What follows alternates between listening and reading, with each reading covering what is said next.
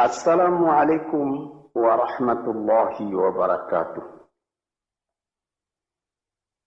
Para pendengar, peminat kaset-kaset saya ini, laki-laki dan perempuan, baik yang sedang tinggal di rumah atau dalam mengembara dalam perjalanan yang jauh dengan mobilnya, diputar kaset, didengarkan Nabuya berceramah, seakan-akan kita berdekat, meskipun saya tidak ada dalam mobil ini, tapi suara saya ada. Yang akan saya bicarakan pada hari ini ialah tentang mensyukuri nikmat Allah Subhanahu wa Ta'ala. Tuhan bersabda di dalam Al-Quran, la in syakartum la azidannakum wa la in kafartum inna adzabi la syadid. Sesungguhnya jika kamu syukuri yang nikmat yang diberikan Allah kepadamu, niscaya nikmat itu akan ditambah lagi oleh Tuhan. Sebaliknya jika kamu lupakan nikmat itu, tidak kamu pedulikan, maka azab atau siksa Tuhan sangatlah pedihnya. Inilah ayat tentang syukur yang disebutkan oleh Tuhan di dalam Al-Quran.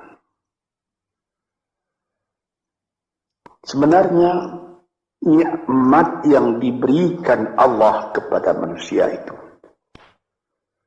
tidaklah terhitung banyaknya.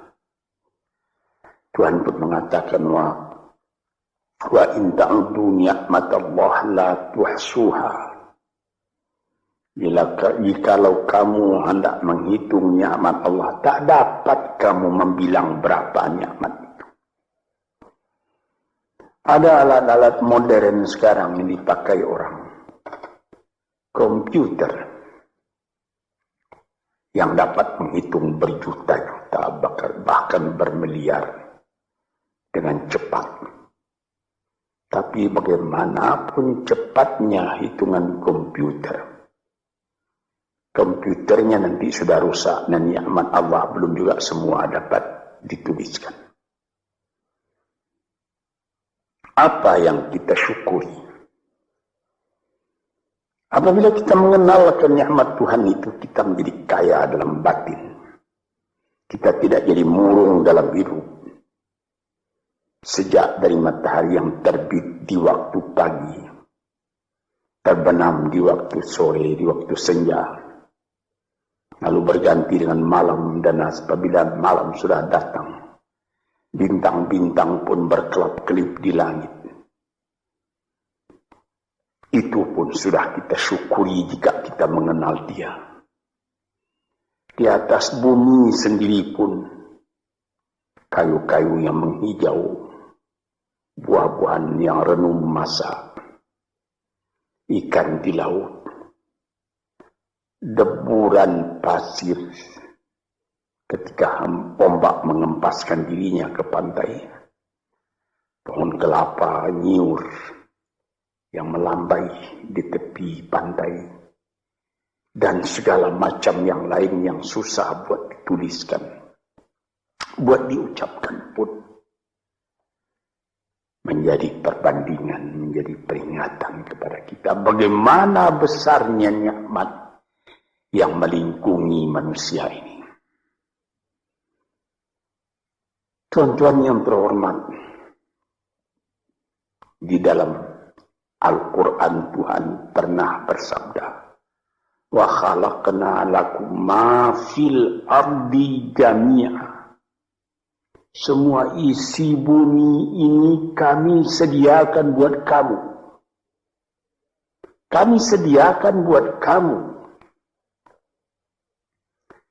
Sehingga apabila kita melihat ke laut, lihat ombak itu berdebur ke pantai, lalu kelihatan dari jauh perahu nelayan menyusur ombak dan gelombang mencari ikan Untuk siapa ikan yang dicarinya itu? Untuk kita makan. Apabila kita lihat padi menguning di sawah, kita tanamkan padi itu. Untuk siapa buahnya? Untuk kita makan.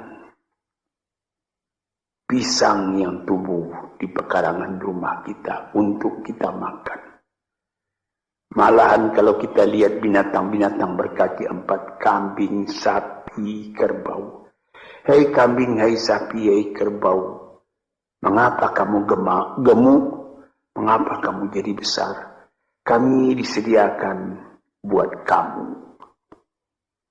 Buat kamu. Payahlah menghitungnya. Sampai kepada buah-buahan yang ada, mangga, rambutan, durian, makanan-makanan yang lain-lain, lazat dimakan oleh manusia. Kalau sekiranya kita tanyai dan mereka dapat menjawab, tentu jawabnya akan sama semua buat kamu. Inilah nikmat oleh Allah Subhanahu wa ta'ala. Wa sakhkhara lakum ma fil ardi. Dan segala isi bumi ini disediakan buat kamu. Di sini kita merasa dalam hati syukur. Allah Ta'ala pun beri peringatan kepada kita. Walaqad karramna bani Adam wa hamalnahum fil barri wal bahri وَرَزَّقْنَاهُمْ مِنَ الطَّيِّبَاتِ وَفَضَّلْنَاهُمْ عَلَى كَثِيرٍ مِّمَّنْ خَلَقْنَا تَفْضِيلًا. 4. Katanya, hai anak Adam, kami muliakan kamu di muka bumi ini. Kami angkat kamu di laut dan di darat. Di laut dengan kapal, di darat dengan kendaraan. Malah sampai sekarang di udara diangkat manusia. Dan diberikan rezeki. Padi menguning, buah-buahan. Yang manis-manisnya pun bermacam kemanisan. Dan diberikan lagi peringatan bahwa dari binatang yang lain, manusia lebih utama. Dijadikan Allah Ta'ala bermacam-macam binatang, bermacam-macam margastawa yang ada di muka bumi ini. Manusia juga yang lebih tinggi daripada semua itu. Dan sebagai patri daripada segala nikmat yang ada itu, diutus Tuhan pula, utusan-utusannya terdiri daripada bangsa manusia sendiri. Nabi-nabi dan rasul-rasul sejak dari zaman Nabi Adam, Nuh, Idris, Hud, Salih, Ishaq, Yaqub, Yusuf, Daud, Sulaiman, Zakaria, Yahya, Isa, Musa, dan lain-lain. Harun, dan lain-lain. Sampai kepada Nabi Muhammad SAW. Tanda cinta manusia itu sempurna kepada manusia. Cinta Allah kepada manusia itu sempurna. Dikirim manusia sendiri buat menyampaikan. Bagaimana manusia tadi supaya selamat dalam kehidupannya. Dan diberi peringatan kepada manusia bahwa hidup itu bukan sekedar yang sekarang saja. Sesudah hidup yang sekarang ada lagi hidup yang lain. Hidup yang akan datang yang lebih kekal daripada hidup yang sekarang. Hidup yang sekarang ini disebut al-hayatul faniyah. Hidup yang fana.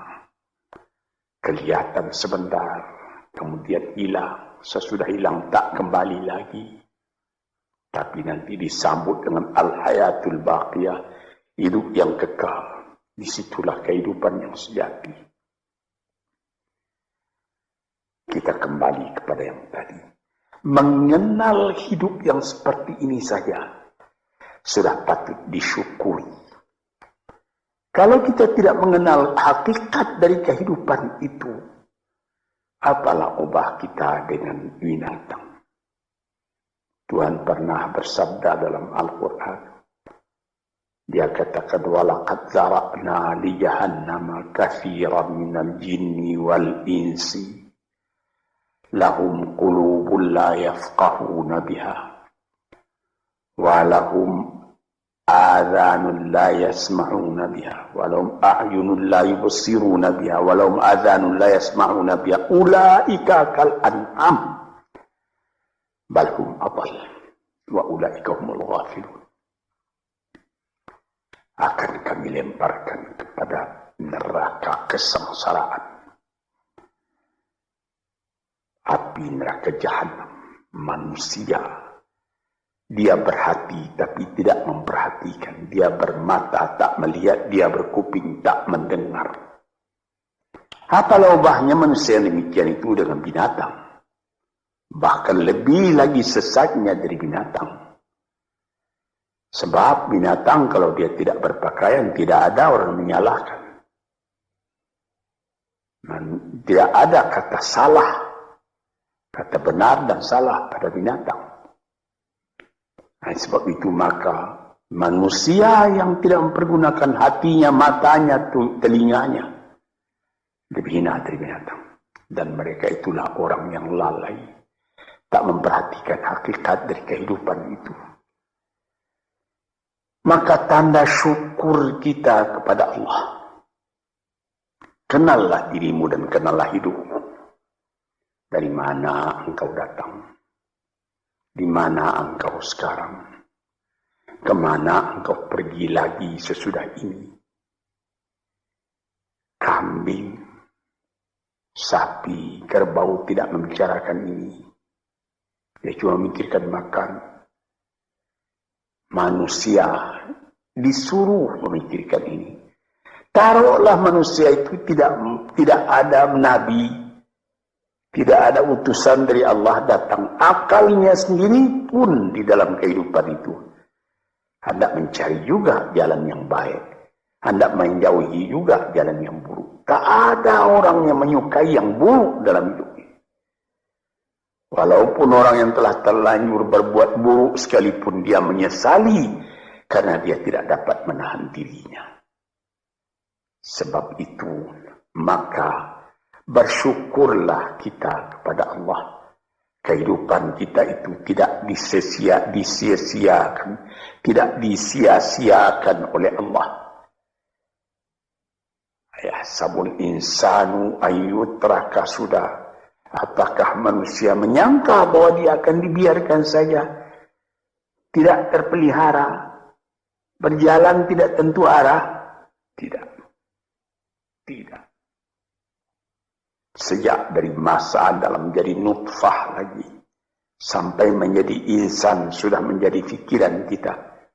Bagaimana keindahan Allah menjadikan kita. Nah, sebab itu maka dikatakan, bersyukurlah, syukurilah nikmat Allah itu. Sekarang timbul pertanyaan, bagaimana yang dimaksud dengan syukur itu? Saya pertalikan sedikit dengan falsafah. Sokrates apabila dia mempelajari keadaan alam, sesudah melihat keadaan alam ini, dia pun mempunyai iman bahwa ada yang menciptakan alam, yaitu Tuhan. Dia bersyukur.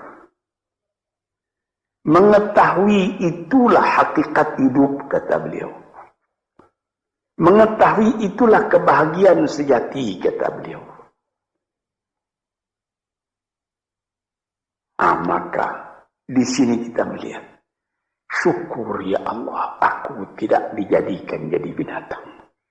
Syukur ya Allah, aku tidak jadikan manusia yang sia-sia. Syukur ya Allah, aku terjadi dalam keadaan seperti ini. Sehingga aku tahu yang hak, tahu yang batil, tahu yang buruk, tahu yang baik. Tahu dari mana asal perjalanan ini, dan tahu pula kemana tujuan perjalanan ini. Syukur kepada Allah karena kita tahu Kita datang ke dunia cuma sekali. Sepintas, sekejap mata dibandingkan dengan umurnya dunia. Taruhlah orang berumur 100 tahun yang paling panjang. Tapi apalah artinya 100 tahun? Dengan umur dunia yang sudah miliar tahun. Dan apabila kita mati pun, dunia pun akan tinggal sepeninggal kita. Entah berapa juta tahun lagi, tidak tahulah. Sepintas zaman kita lalu ke dunia ini. Kita bersyukur karena kita diberi ingat. Yang sepintas zaman, yang sekejap mata itu harus kita isi. Sehingga setelah badan kita hancur di dalam bumi, kita masih hidup.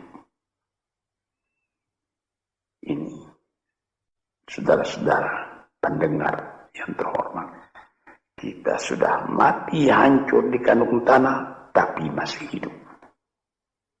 Ada orang yang berumur sampai 100 tahun misalnya, atau lebih sedikit, tidak pula banyak lebihnya itu. Belum saya mendengar berita di dunia ada orang yang berumur 200 tahun, tidak. Paling banyak ya 120, 130 tahun itu pun sudah lemah. Nah, dalam umur yang sekian pendeknya kita lalui di dunia, dia bisa kita panjangkan. Dengan apa? Dengan sebutan, dengan amal, dengan bekas tangan, dengan iman dan amal saleh. Sesuai dengan apa yang disebut di dalam pantun Melayu, Pulau Pandan jauh di tengah. Di balik pulau angsa dua, hancur badan di kandung tanah. Budi yang baik terkenang jua. Ada juga satu syair daripada Syauqi Bai, penyair Arab Mesir yang terkenal. Ihfaz li nafsika qabla mautika zikraha, fadzikru lil insani umrun thani. Sebelum engkau mati, peliharalah sebutan dirimu yang akan dikenang orang daripada dirimu. Karena kenangan atas ketika hidup yang dulu itu adalah umur yang kedua kali bagi manusia. Banyak orang yang setelah dimasukkan ke dalam kubur, masuk, sudah ditimbun kubur tadi, orang pun pulang ke rumah. Sebutan orang tadi keluar dari kuburnya. Tiap hari dia keluar. 1 tahun, 2 tahun, 10 tahun, 100 tahun. Malah ada yang beribu tahun. Nabi kita Muhammad SAW umurnya cuma 64 tahun. Tapi beliau sampai sekarang sudah 1400 tahun. Masih seperti kemarin saja. Hidup beliau itu menjadi sebutan siang malam. Inilah maksudnya yang dikatakan orang yang sesudah mati dia hidup kembali lebih panjang umurnya. 64 tahun dibandingkan dengan 1400 tahun. Dan selama azan masih kedengaran di puncak menara, entah ratusan ribu tahun lagi, itu nama akan tetap hidup. Ini yang kita syukuri kepada Tuhan. Sebaliknya, setelah kita sebutkan bagaimana syukur atas nikmat yang diberikan Allah, sebaliknya ada orang yang tidak berterima kasih sedikit juga kepada Tuhan, melainkan mengomel terus bagaimanapun banyaknya nikmat yang dia terima. Maka pada ujung ayat tadi dikatakan, wala in kafartum inna azabi la syadid. Kalau kamu masih mengingkari nikmat Tuhan itu, maka siksaan Tuhan amatlah pedihnya kepada dirimu. Memang banyak sekali manusia Sudah ada nikmat datang, dia tidak memperdulikan nikmat itu, dia masih mengomel saja. Kita misalkan, ada seorang perempuan bertandang ke rumah sahabatnya perempuan yang lain. Sesampai di rumah tadi dilihatnya, senang dia melihat bagaimana keadaan rumah itu. Dilihatnya ada televisi terletak, ada radio, ada CC, kursi-kursi bagus, ada lagi perhiasan-perhiasan yang lain. Tanda dia bergembira, dia bilang, syukur saudara atau saudari, ada radionya nih, ada televisinya ini, ada lagi CC-nya model betul ini. Furniture di mana ini yang menyediakan? Disambutnya, televisinya sudah model, ketinggalan model ini 10 tahun yang lalu. Radionya sudah bahula ini. CC-nya juga begitu. Ada yang model sekarang, yang model baru. Saya sudah ketinggalan zaman ini. Ini misalnya. Nikmat yang telah ada itu tidak disyukurinya, melainkan diomelinya. Ini banyak manusia yang seperti ini. Sebagaimana pernah saya katakan dalam kaset ini, inilah orang yang wa nafsin wa min nafsin la tashba, jiwa yang tidak pernah merasa kenyang, tamak terus. Orang seperti ini kalau dia ditimpa oleh kesusahan, akan seperti cacing tanah panas orang seperti itu. Sebab dia tidak pernah bersyukur kepada Tuhan. Dapat percobaan sedikit sudah gelisah, sudah seperti terbakar dirinya. Dia tidak akan merasakan nikmat hidup walaupun bertimpa nikmat dalam rumahnya, dia tidak akan merasakan nikmat hidup. Inilah orang yang pada penglihatan orang lain dia kaya, tetapi dialah orang yang paling miskin. So, disebutkan oleh ahli-ahli falsafat, siapa orang yang miskin di dunia ini? Orang yang terlalu banyak kehendaknya, itu orang yang miskin. Siapa orang yang kaya di dunia ini, yang merasa cukup dengan apa yang ada? Dia bersyukur atas yang ada. Bukan berarti dia menolak yang tidak ada. Kalau ada, syukur. Kalau belum ada, sabar. Jadi, syukur itu ada imbangan, yaitu sabar dan syukur. Syukur ketika nikmat datang, sabar seketika nikmat pergi atau hilang atau rusak. Sebab apabila sabar, itu pikiran tenang menyebabkan ada lagi inspirasi baru yang akan datang. Tetapi kalau dapat sedikit cobaan sudah gelisah, maka kita mengkafiri, tidak mensyukuri nikmat yang ada. Misalnya saya pernah juga bertemu bukan seorang, berdeknya berkali-kali orang. Dia datang, Abuya, saya ini susah. Kenapa? Ya, Buya mengatakan kalau kita suka bertahajud, suka beribadat dengan setia, nanti apa yang kita minta dapat dikabulkan oleh Tuhan. Saya sudah 4 tahun tahajud saja saban malam, tidak dikasih apa-apa. Ini orang tidak bersyukur. 4 tahun dia bertahajud terus menerus. Dengan apa-apa dia bertelanjang. Tidak pakai mukena. Berapa dibeli mukena itu? Lampunya terang. Berapa ongkos lampunya? 4 tahun sakit. Tidak. Makan enak juga saban hari.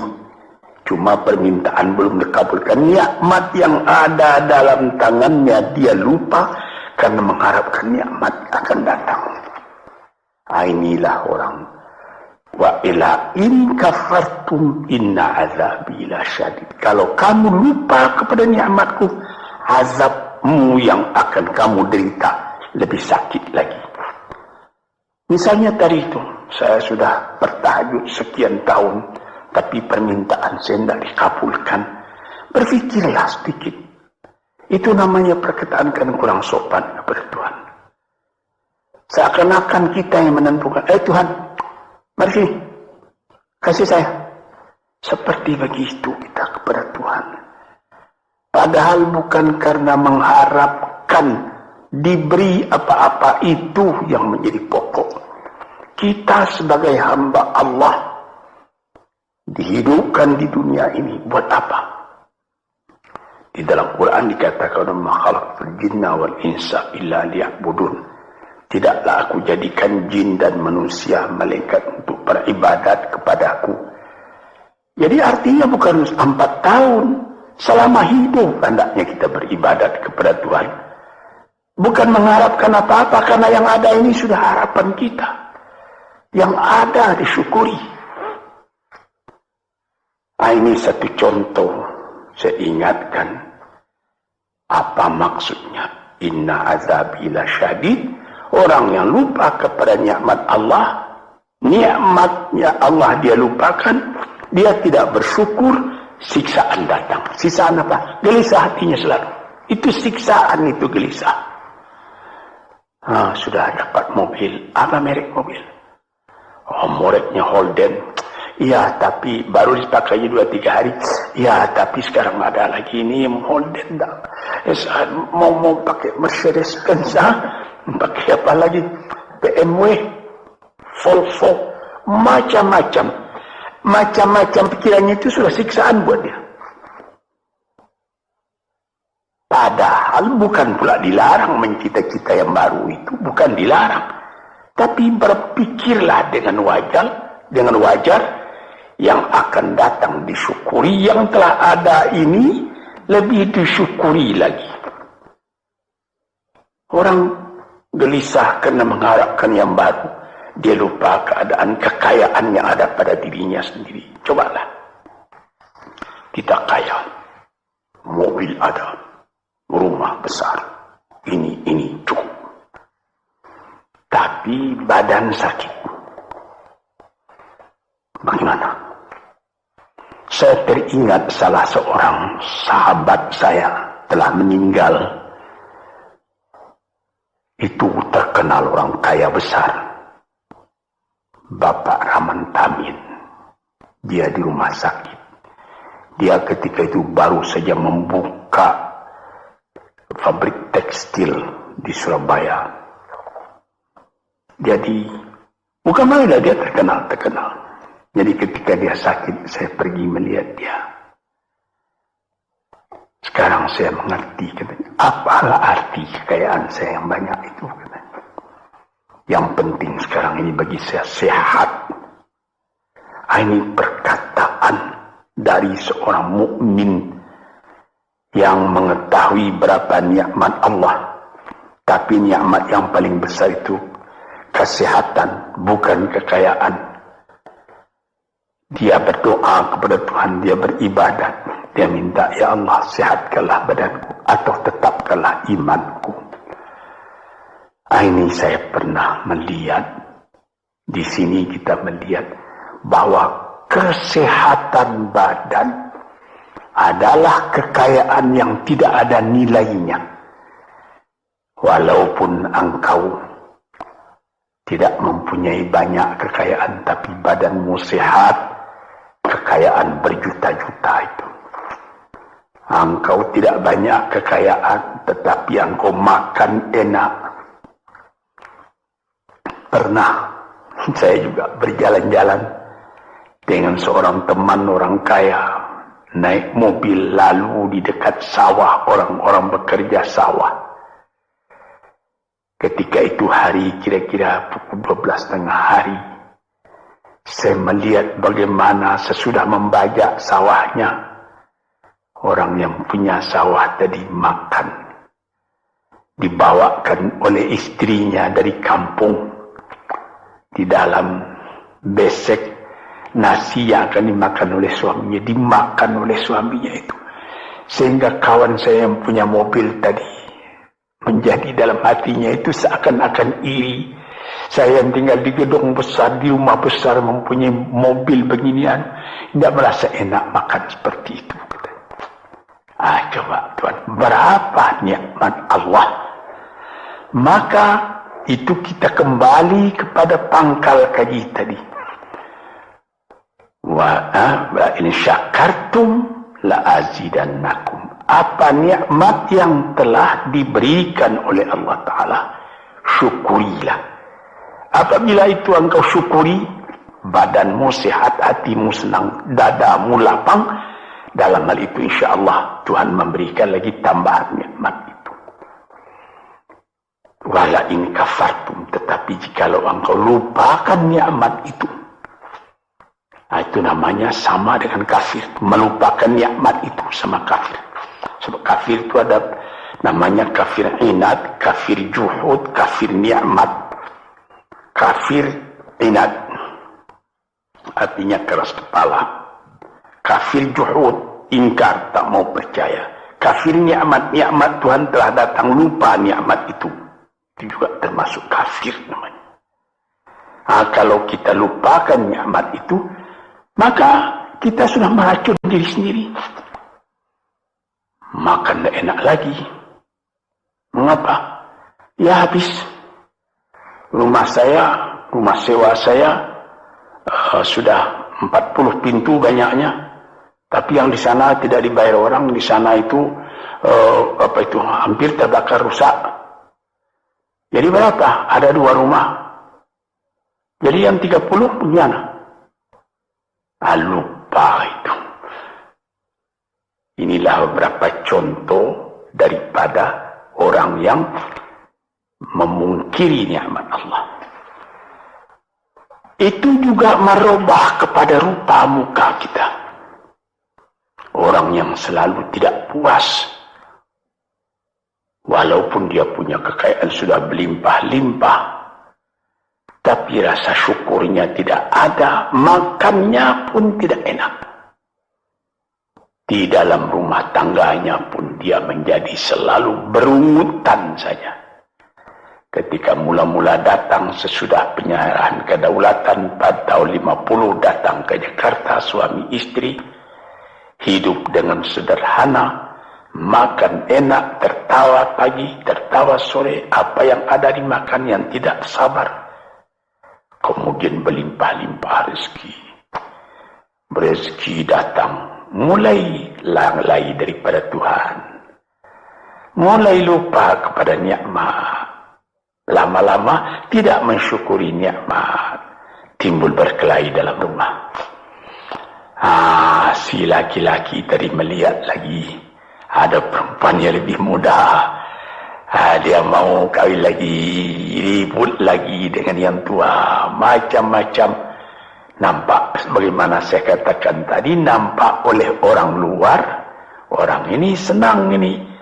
Tapi di dalam rumahnya sendiri neraka, dibikinnya sendiri neraka itu karena dia tidak mensyukuri nikmat. Dia bikin sendiri neraka itu sebab dia tidak sabar ketika percobaan datang.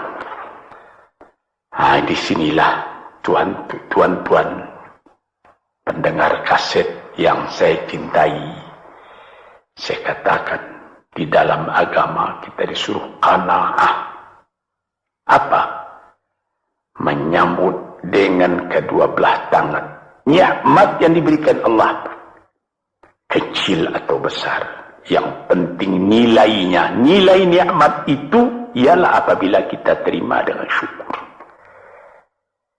Dan kalau percobaan datang, kita tabahkan hati, kita sabar. Percobaan itu banyak, harta, berniaga rugi, istri atau anak yang dicintai mati misalnya, dan lain-lain sebagainya. Kita sabar menerima, kita tabah menerimanya, sehingga kita tidak goyang. Ketika nikmat datang, kita syukur, jadi kita tidak sombong. Ketika percobaan datang, kita sabar, jadi kita tidak bingung. Kita punya hidup selalu tenang. Di dalam ilmu tasawuf disebutnya bahwa antara syukur dengan sabar itu adalah seperti sayap. Sayap sebelah kanan syukur, sayap sebelah kiri sabar. Kalau patah salah satu dari dua sayap itu, kita jatuh, tidak bisa kuat lagi. Jadi sebagaimana kapal terbang juga mempunyai dua sayap. Kalau patah satu, lebih baik lekas berhenti, jangan berlayar lagi, nanti bahaya besar jatuh, membawa jatuh kita. Para pendengar, disinilah yang menjadi tiang dari kehidupan kita sehingga menjadi kita normal. Sebagaimana pernah juga saya katakan, kerusakan atau seperti radio korsloitin yang terjadi antara sabar dan syukur ini bisa jadi penyakit. Mulanya penyakit batin, kemudian menjadi penyakit badan. Ada orang, itu saya pernah mengatakan tempoh hari ini dalam salah satu kuliah di kaset ini, psikosomatik. Dilihat penyakit, diperiksa, dianalisa oleh dokter. Asalnya dari kecewa. Ada orang, anaknya menyakitkan hatinya, karena anak itu juga jadi fitnah dalam kehidupan. Diharap akan begini, rupanya jadi begitu. Diharap akan taat, rupanya maksiat. Lama-lama dipendam penyakit itu dalam hati, berubah kepada badan sendiri.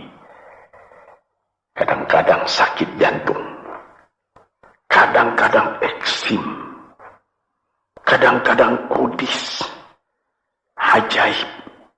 Rupanya perjalanan darah diganggu oleh tekanan jiwa. Tekanan jiwa mengganggu tekanan jantung. Tekanan jantung mengganggu tekanan darah. Tekanan darah menjadikan penyakit basil pada badan.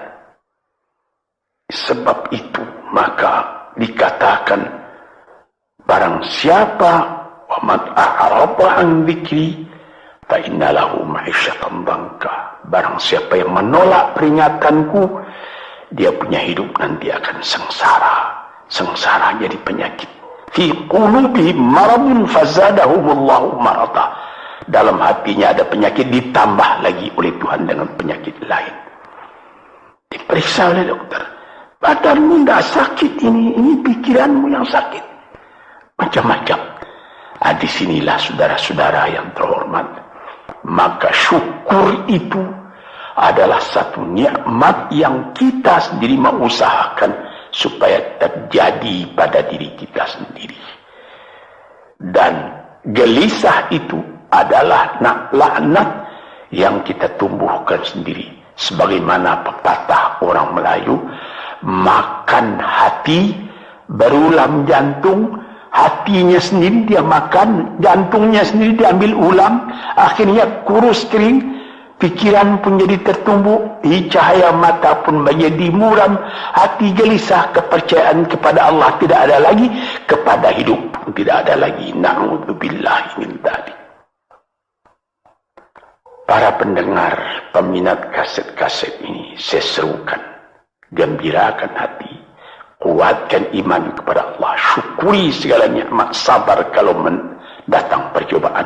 Insya Allah kita akan tetap teguh hidup, selamat dunia dan akhirat. Sekian saja dulu, insyaallah lain hari kita sambung lagi. Assalamualaikum warahmatullahi wabarakatuh.